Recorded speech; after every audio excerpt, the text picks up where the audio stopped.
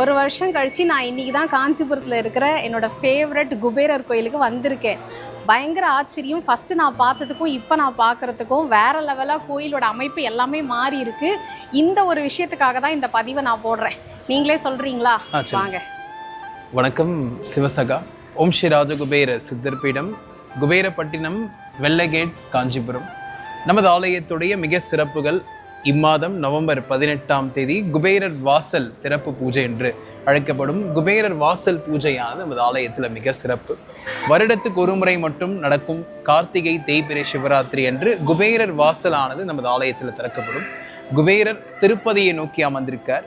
பெருமாளுக்கே அன்னைக்கு ஒரு நாள் காட்சி தர நாள் என்று சொல்லுவார். அதாவது பெருமாள் திருப்பதியை நோக்கி அமர்ந்திருக்க நாள் என்று சொல்லப்படும்.